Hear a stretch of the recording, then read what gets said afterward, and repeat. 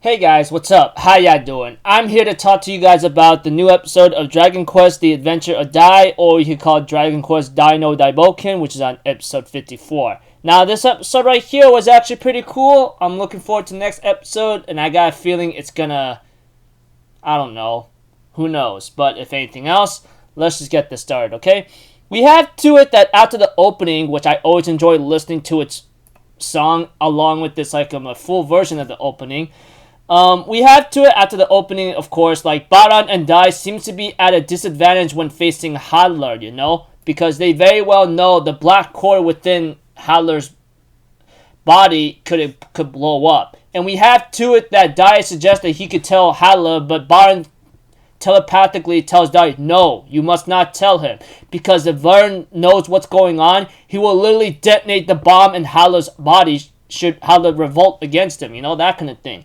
And we have to it that Baran makes an idea and asks Dai to trust him, saying like, should the worst come about, I want you to go and save your friends and get out of here, because I will do whatever I can to contain the blast with my draconic aura whatsoever, you know. And we have to it that Dai trusts in his judgment, and we have to it that Baran therefore activates his Giga Dane Kazap or something and puts onto a sword and gets ready to do a powerful Giga Break against Hadler, you know? And we have to it that that Baran's attack looks like to me it could not kill Hadler or decapitate his head at all, you know? Dai realizes this and ends up taking a Hail's Claw blow to the body from Hadler. Now, I will tell you this, there is some small detail where Baran ends up using his dragon fang, I believe that was on his eye or something. Stabs Hadler's arm and ends up trying to cut him, but that didn't work, you know.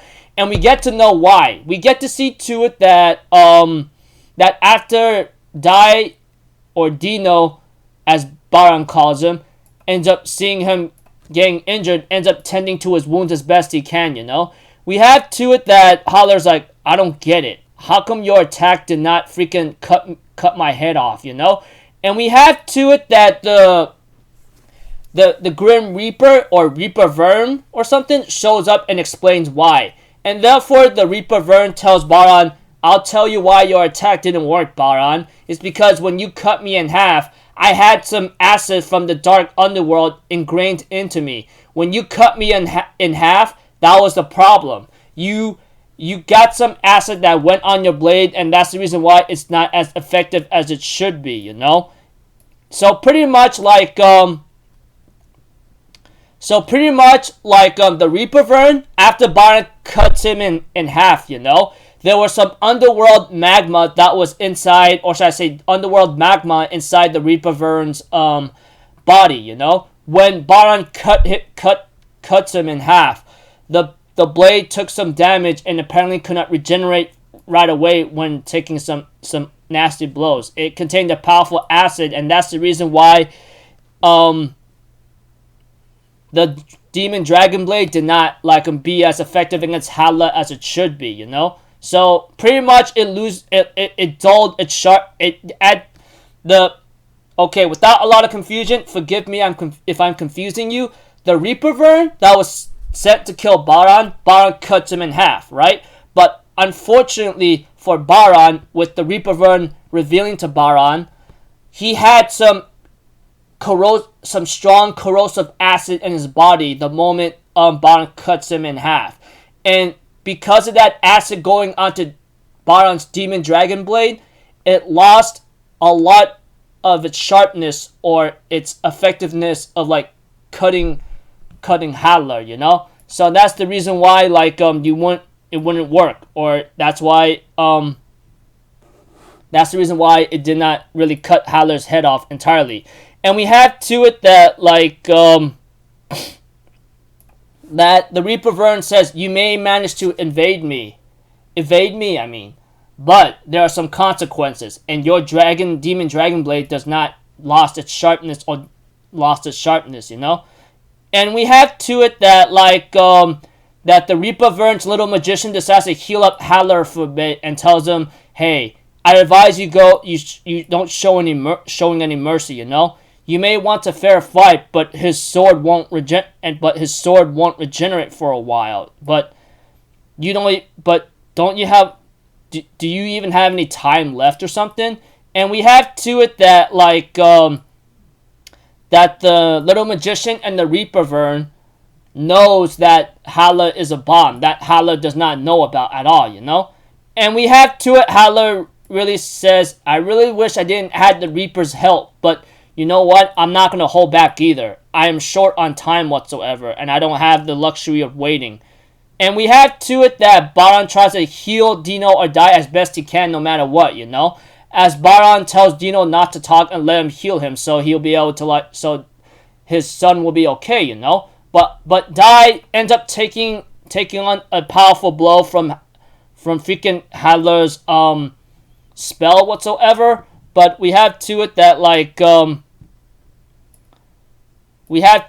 Dai does survive, but with his draconic aura, and still tries to find a way to fight, you know?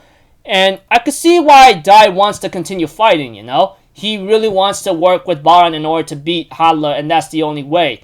He even asked Baron, please, work together with me so we could fight against Hadler together. Although Baron understands that, he ends up putting a sleeping spell, or the spell Snooze on Dino or Dai. We have to it, Dai ends up saying, why the hell are you doing this? What's wrong with you? And Baron's like, I understand, but you're a Dragon Knight, and I can't allow you to fight anymore. And we have to it, Baron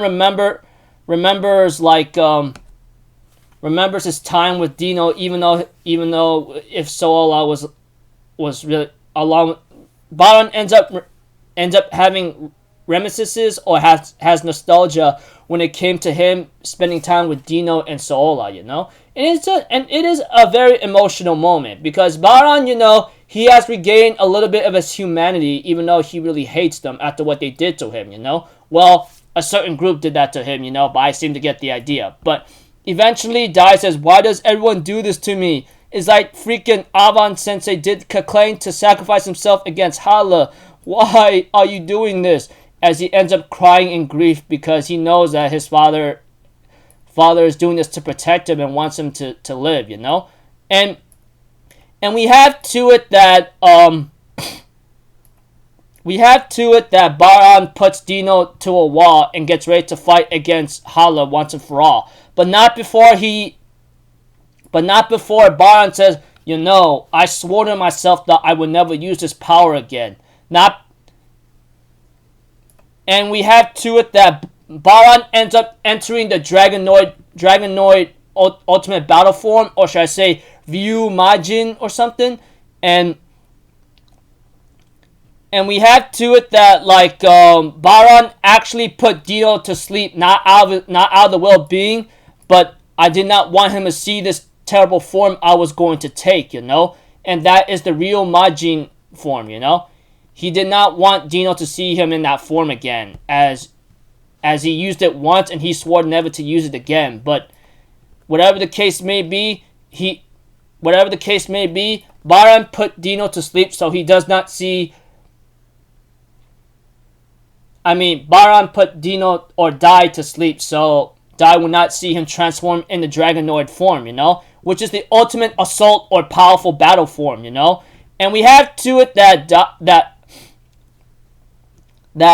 Hadler and Baron ends up clashing against each other, but Baron ends up punching or landing a powerful blow against Hadler very badly and says, let's do this, Hadler. You and I are going to hell together, you know, and the episode ends up there.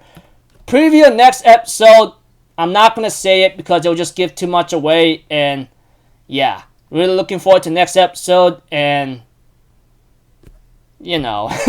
So until then, people, I'll see you guys in the next video. I'm Alpha Zero. Have a good day, and I'll see you guys next time, alright? Peace out. Bye-bye. Toot-toot-toot.